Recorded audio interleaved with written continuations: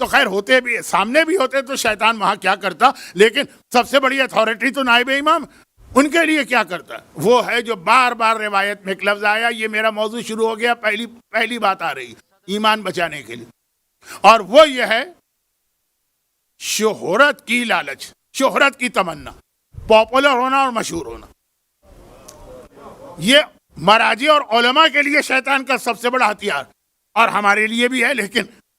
ہمارے لیے جو ہے اس کا اتنا فائدہ نہیں ہے جتنا مراجع کے لیے۔ اب یہ کیا چیز، میں تفصیل میں اس لیے نہیں جا رہا کہ آپ ان چیزوں کو مجھ سے زیادہ جانتے ہیں۔ سبسکرائبر بڑھ جائیں، لائکس زیادہ ہوں، ویورز بہت زیادہ ہوں، کوئی ایسی مجلس میں بات پھڑکتی ہوئی، اب میں تو اپنی فیلڈ کی بات کر رہا ہوں، ایسی پھڑکتی ہوئی کہ اس کا 6 منٹ کا کلپ ہو، معلوم ہے 1 ملین لوگوں نے دیکھ لیا۔ یہ جو ایک ریس لگی ہے، یہ جو ایک دوڑ لگی ہوئی ہے، الحمدللہ ہمارے مراجع سے محفوظ ہیں، آپ کو نظر نہیں آئے گا اس انداز سے، لیکن جو بات ہو رہی ہے میرے لیول کی، اس کے اندر بات کر رہا ہوں کہ آج کل دیکھیں فیس بک، یوٹیوب، واٹس اپ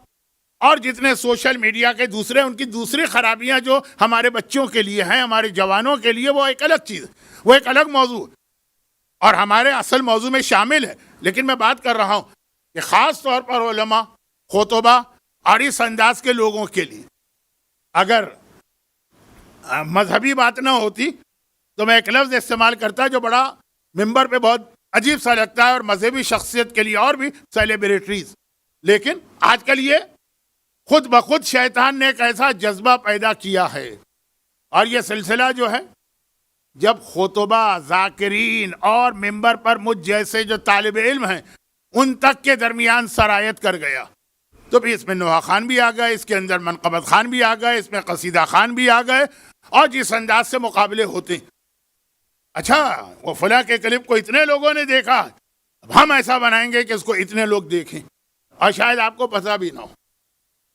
شاید آپ کو پتہ بھی نہ ہو۔ میں ایک ضمنی بات بتا دوں کیونکہ اس کی تفصیل میں جانا سینسیٹیو ایشو ہے، مناسب نہیں۔ ہم جیسے لوگوں کے پاس بھی لوگ آتے ہیں، اب جیسے میرا ایک کلپ پچھلے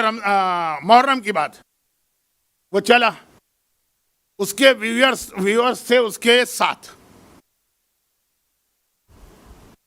7 آدمیوں نے اس کو دیکھا، کلہم۔ تو آئے ہمارے پاس کوئی صاحب کہنے لگے مولانا یہ تو بڑا شرمندگی کی بات ہے، یہ تو صرف 7 آدمی دیکھ رہے تھے۔ میں نے کہا 7 میں بھی 5 تو میری فیملی والے تھے۔ اچھا، تو کہنے لگے مولانا میں طریقہ آپ کو بتاتا ہوں، کم سے کم ایک رات میں 2,500 سے 3,000 تو ہو جائیں گے، اور پھر 3-4 دن میں آپ دیکھیے گا فلاں موضوع پہ بات کیجیے۔ میں نے کہا اس موضوع پہ بات کرنا حرام ہے، وہ مسلمانوں کے درمیان افتراق و انتشار کا سبب بنے گا۔ کہا یہ چھوڑیں، یہ آپ کب کی بات کر رہے ہیں، آج 21ویں صدی، آج تو صرف یہ دیکھا جاتا ہے ویورز کیسے بڑھتے ہیں، سبسکرائبر کیسے بڑھتے ہیں، لائک کیسے بڑھتے ہیں۔ میں نے کہا جب وہ مجھ جیسے بڈھے آدمی کو جو قبر میں پاؤں لٹکائے بیٹھا نہیں ہے، قبر سے زیادہ کمر تک پہنچ چکا ہے قبر کے اندر، اب اس سے کیا اس سے تعلق کہ لائک کیا ہیں اور ڈس لائک کیا ہیں اور سبسکرائبر کیا ہیں، جس کو پتہ ہی نہیں ہوتا کہ واٹس ایپ کیسے استعمال کیا جاتا ہے، جب اس کو اس طرح سے آ کے وہ صاحب بہکا رہے ہیں، تو واقعاً جو ہمارے ابھی وہ نوجوان خطیب ہیں کہ لفظ بہت برا ہے لیکن کیا کروں وقت بہت کم رہ گیا، جن کے کیریئر کا آغاز ہے، ان کو تو آ کے کس طرح سے لالچ نہ دی جاتی ہوگی، ترغیب نہیں دلائی جاتی ہوگی، خدا معلوم یہ لوگ مخلص لوگ ہیں، خدا معلوم یہ لوگ مخلص نہیں ہیں۔ لیکن بار بار جو روایتوں میں آیا، جو اس نجف کے بچے نے نجف کے مرجے سے کہا کہ میں پھسل کے گرا تو خالی میری ہڈی یا منہ ٹوٹے گا، آپ پھسل کے گرے تو پوری قوم پھسل جائے گی، پوری قوم گمراہ ہو جائے گی، یہ آج اصول ذہن میں رکھنا ہے۔ اور ماہ سفر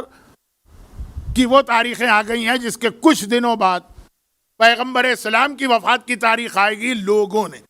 آج ایک حدیث آپ نے سنی، شیطان کو پریشان دیکھا کسی عالم نے، یہ تو ہے ہمارے زمانے کا واقعہ، یہ حدیث تو نہیں ہے 200 سال پہلے کا، مگر خود رسول خدا کو لوگوں نے پریشان دیکھا اپنی زندگی کے آخری ہفتے میں۔ اچھا وہ جو باقی